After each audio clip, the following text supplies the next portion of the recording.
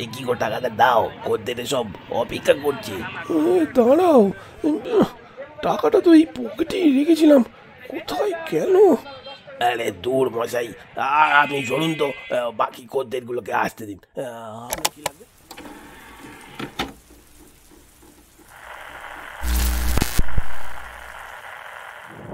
Classic Bengali audio stories, এবার একটু গল্প হোক।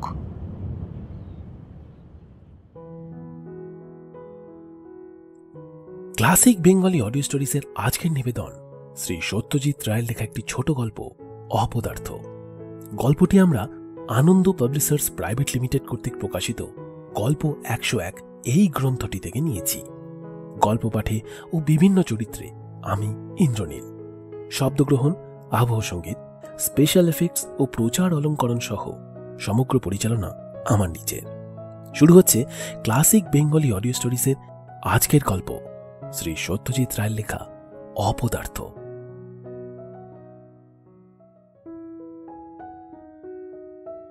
অপদার্থ কথাটা অনেক লোক সম্বন্ধে অনেক সময় ব্যবহার হয়ে থাকে। যেমন আমাদের চাকর নবকেষ্ট। নব, তুই একটা অপদার্থ, এই কথাটা ছেলেবেলায় মার মুখে অনেকবার শুনেছি। নব কিন্তু কাজ ভালোই করত, দোষের মধ্যে সে ছিল বেজায় ঘুম কাতুরে। দিনের বেলা প্রায় একটু টেনে ঘুম দেওয়ার ফলে বিকেলে চায়ের জলটা চড়াতে 4টের জায়গায় হয়ে যেত 4:30। কাজেই মা যে তাকে অপবাদটা দিতেন সেটা ছিল রাগের কথা। কিন্তু সেজ কাকার বেলায় অপদার্থ কথাটা যেরকম লাগসই ছিল সেরকম আর কারুর বেলায় হয়েছে বলে আমার জানা নাই। সেজ কাকা মানে যার ভালো নাম ক্ষেত্রমোহন সেন, ডাকনাম খেতু। বাবারা ছিলেন 5 ভাই, বাবাই বড়, তারপর মেজ, সেজ, সোনা আর ছোট। 5-এর মধ্যে সেজ বাদে আর সকলেই জীবনে প্রতিষ্ঠা লাভ করেছিলেন। বাবা ছিলেন নামকরা উকিল, মেজ সম্মানিত অধ্যাপক, সংস্কৃত আর ইতিহাসে ডবল MA। সোনা ব্যবসা করে কলকাতায় 3খানা বাড়ি তুলেছিলেন, আর ছোট কালিয়াতি গানে বড় বড় মুসলমান ওস্তাদদের বাহবা আর 36টা সোনা রূপার মেডেল পেয়েছিলেন ধনী সমজদারদের কাছ থেকে। আর সেজ কাকা, তাকে নিয়েই এই গল্প, তাই তাঁর কথাটা এক কথায় বলা যাবে না। সেজ কাকার জন্মের মুহূর্তে নাকি ভূমিকম্প হয়েছিল। অনেকের মতে সেই কারণে নাকি তার ঘিলুতে জট পাকিয়ে যায়, আর তাই তার এই দশা। হাম আর চিকেন পক্স একবার না একবার প্রায় সব শিশুদেরই হয়।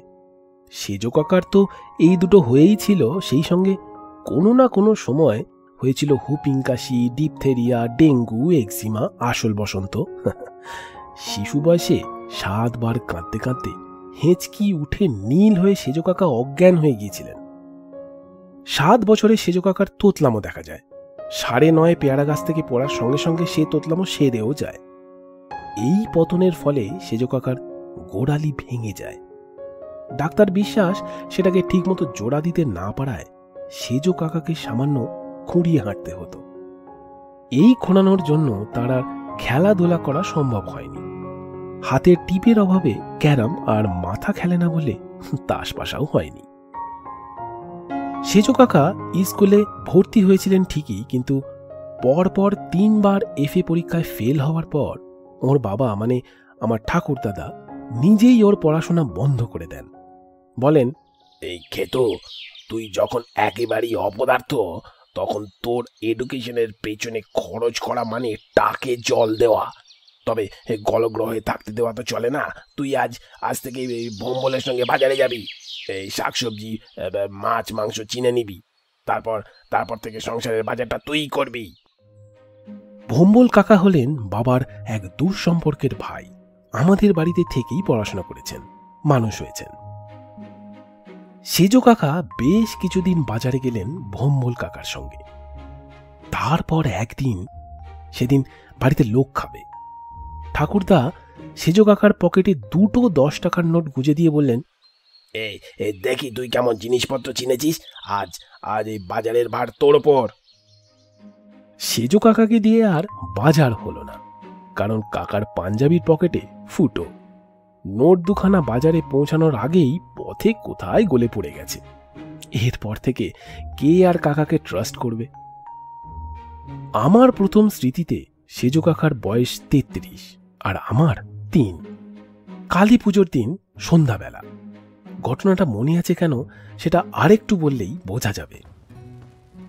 সেজ কাকা বারান্দার মেঝেতে হামাগুড়ি দিচ্ছেন আর আমি তার পিঠে চড়ে ঘোড়া ঘোড়া খেলছি।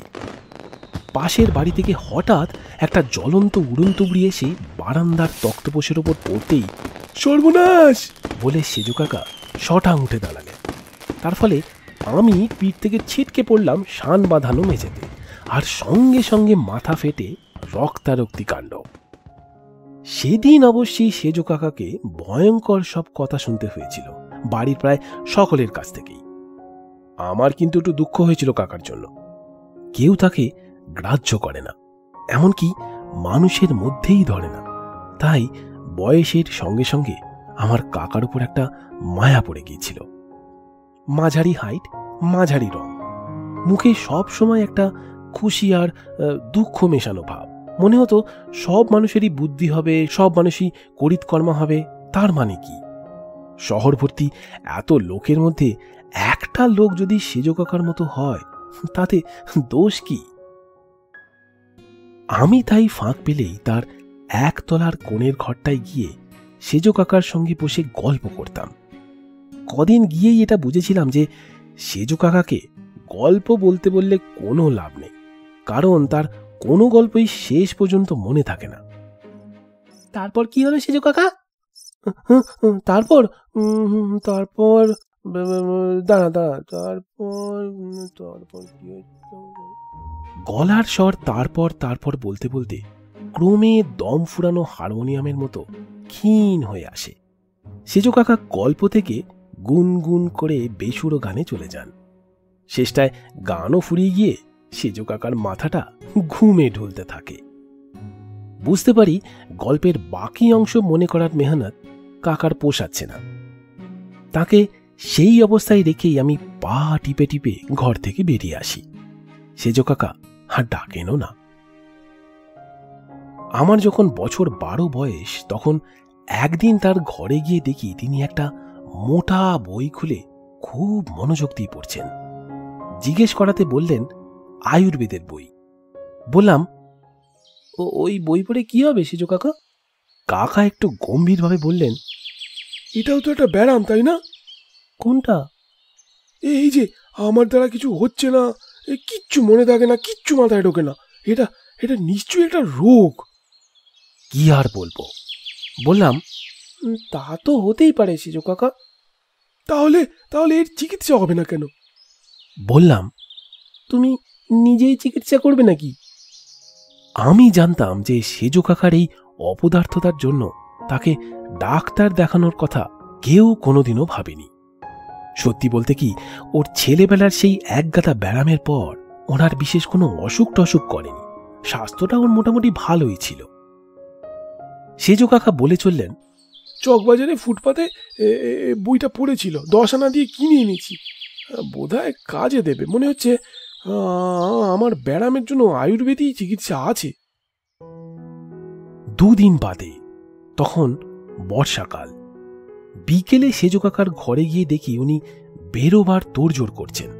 পায়ে ক্যাম্বিসের জুতো, মাল কোচা মেরে পড়া ধুতি, গলায় জড়ানো সুতির চাদর আর হাতে একটা ছাতা। বললেন, বর্চাচি পাড়ায় ভাঙা শিব মন্দিরটার পিছনে একটা গাছ আছে, খবর পেয়েছি।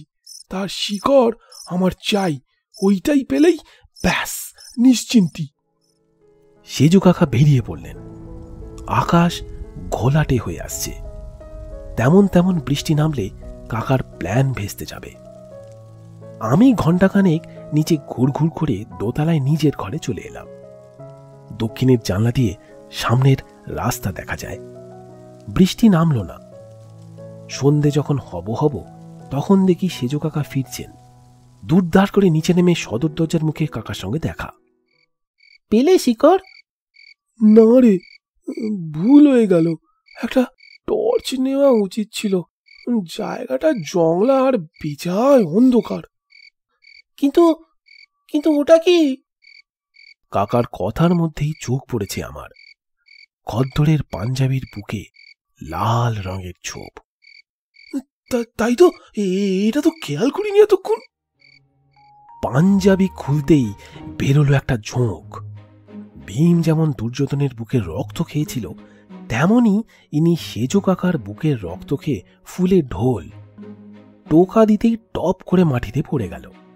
কিন্তু একটা জোকে আর সেজ কাকার কি হবে? কাঁধ, কনুই, কোমর, পায়ের গুল, হাঁটু, গোড়ালি সব জায়গা মিলিয়ে 14টা ঝোঁক বেরোলো কাকার গা থেকে। 5-6 আউন্স রক্ত যে তার আজ খোয়া গেছে তাতে কোনো সন্দেহ নেই। বলা বাহুল্য, তার আয়ুর্বেদ চর্চাও এই একটি ঘটনাই দিল বন্ধ করে। পড়াশোনায় আমি ছিলাম রীতিমতো ভালো। আমাদের এফএ এন্ট্রান্সের যুগ শেষ হয়ে ম্যাট্রিক চলছে। পরীক্ষায় বিশ্ববিদ্যালয়ে 3rd হয়ে বিজ্ঞান পড়ব বলে চলে এলাম কলকাতায়। হোস্টেলে থেকেই এমএসসি পর্যন্ত পড়ে পদার্থ বিজ্ঞানে ফার্স্ট ক্লাস ফার্স্ট হয়ে আমি যাই আমেরিকায়। শেষ পর্যন্ত গবেষক হিসাবে আমার বেশ খ্যাতি হয়। শিকাগো বিশ্ববিদ্যালয়ে অধ্যাপক ও গবেষণার কাজ আমি একসঙ্গে চালাতে থাকি। বাইরে থাকার ফলে সেজ কাকার সঙ্গে যোগসূত্র ক্ষীণ হয়ে এসেছিল। একবার তখন আমি সবে অধ্যাপনা শুরু করেছি। মার চিঠিতে একটা অদ্ভুত খবর পেলাম। সেজ কাকা নাকি ফিল্মে অভিনয়ের সুযোগ পেয়েছেন। এখানে বলি যে সেজ কাকার সঙ্গে স্বামী বিবেকানন্দের চেহারা একটা সাদৃশ্য ছিল। দেহের গঠন মোটেই এক নয়।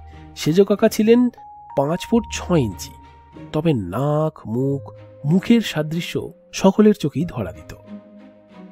পরমহংসদেব সম্বন্ধে একটা ফিল্ম তোলা হবে এবং তাতে বিবেকানন্দের ভূমিকা আছে খবর পেয়ে সেজ কাকা নাকি সরাসরি প্রযোজকের সঙ্গে দেখা করে অভিনয় করার ইচ্ছে প্রকাশ করেন। চেহারায় মিলের জন্য পাঠটা পেতে নাকি তার কোনো অসুবিধা হয়নি। কিন্তু সপ্তাহখানেক বাদেই আর একটা চিঠিতে জানলাম কাকা নাকি ছবি থেকে বাদ হয়ে গেছেন। হবেন নাই বা কেন?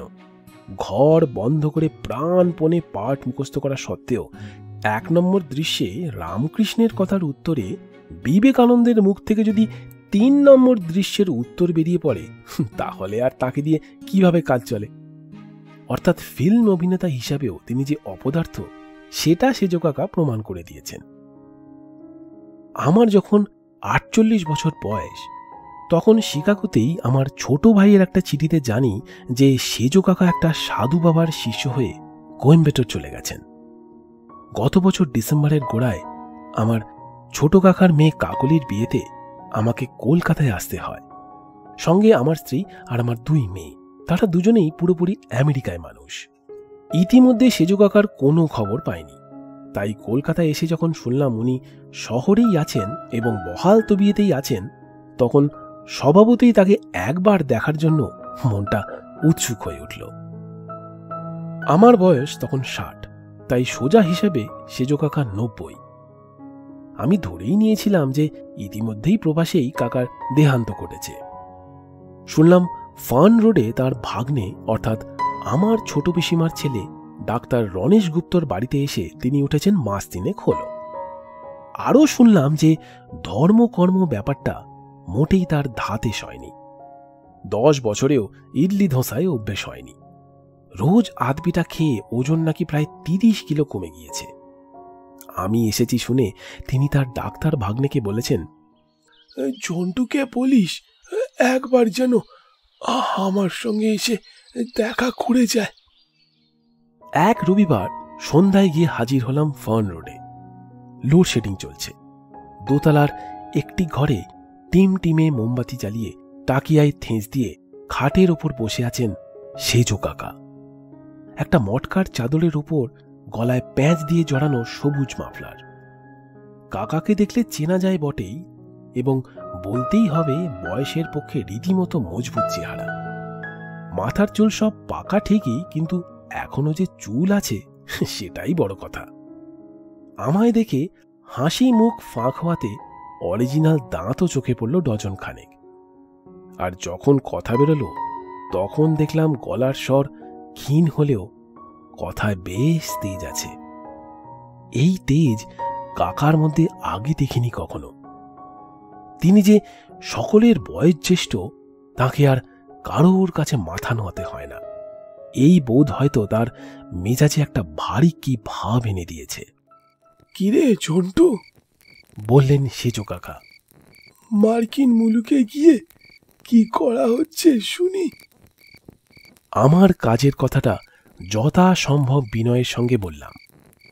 পদার্থবিজ্ঞান গবেষণা, বললেন সেজো কাকা। লোকে লোকে মান্যি করে। আমার ৭৭ বছরের পিসিমা গলা সপ্তমে চড়িয়ে আমার বিনয়কে ফুৎকারে উড়িয়ে দিয়ে জানিয়ে দিলেন আমার খ্যাতির কথা। বটে, বললেন সেজো কাকা। নোবেল প্রাইজ পেয়েছিস কিনা সেটা বল। হালকা হেসে মাথা নাড়লাম। তবে আর কিসের বড়াই, একেবারে অপদার্থ। আমি এই গুঁতোর ঠেলা সামলাতে না সামলাতে সেজো কাকার বাক্যস্রোত আমাকে নাকানি চোপানি খাইয়ে দিল। তুই তো যা হোক ভিন মুলুকে পালিয়ে বাঁচলি, আমি ভাবলুম কলকাতায় গিয়ে একটু স্বস্তি মিলবে, জীবনের শেষ কটা দিন তবু আপনজনের সান্নিধ্যে কাটবে। তাই সব কি হচ্ছে বলতো? শকুনির কোঠরে তো হাড় পাঁচড়া বার করে দিয়েছে শহরটা। দিনে 10 ঘন্টা বিজলি নেই, এই শ্বাস টানলে ধোঁয়া ধুলোয় প্রাণ অতিষ্ঠ। জিনিসপত্রের যা ধর, উদরের স্বাদ মিটিয়ে ভালো মন্দ যে একটু খাবো তার জন্যেই তোর অপদার্থ অপদার্থ। সেদিন বুঝলাম যে সেজো কাকার উপর থেকে আমার পুরনো টানটা এখনো যায়নি, কারণ তার কথাগুলো শুনে আমার মনটা প্রসন্ন হয়ে উঠল। মনে হলো আমরা বোধহয় একদিনে ভুল করে এসেছি, উল্টো ভেবে এসেছি। আসলে কাকা দিব্যি সুস্থ স্বাভাবিক মানুষ, আমরা শুদ্ধ দুনিয়াটাই অপদার্থ। কিন্তু কথাটা যে ঠিক নয় সেটা সেজো কাকাই প্রমাণ করে দিলেন কয়েকদিনের মধ্যে। এক সকালে ছোট পিসিমার বাড়ি থেকে ফোন এলো যে সেজো কাকা ভোর রাতে ইহলোক ত্যাগ করে চলে গেছেন, আর যাওয়ার দিনটাও মোক্ষম বেঁচেছেন কাকা, কারণ সেই দিনই সন্ধ্যায় গোধূলি লগ্নে আমার ভাগ্নির বিয়ে। ক্লাসিক বেঙ্গলি অডিও স্টোরিজে এতক্ষণ শুনছিলেন শ্রী সত্যজিৎ রায়ের লেখা একটি ছোট গল্প অপদার্থ। গল্পটির এই অডিও রূপান্তর লেখকের প্রতি আমাদের অন্তরের শ্রদ্ধা জ্ঞাপন মাত্র। সেই সঙ্গে আনন্দ পাবলিশার্স প্রাইভেট লিমিটেডকে অসংখ্য ধন্যবাদ গল্প 101 এই গ্রন্থটি প্রকাশ করবার জন্যে। আমার উপস্থাপন আপনাদের কেমন লাগলো অবশ্যই জানাবেন। আগামী সপ্তাহে আরও একটি গল্প নিয়ে হাজির হবে ক্লাসিক বেঙ্গলি অডিও স্টোরিজ। এরকম আরও অনেক গল্প শুনতে সাবস্ক্রাইব করুন আমাদের official YouTube channel youtube.com/classic bengali audio stories। ভালো থাকবেন সকলে, নমস্কার।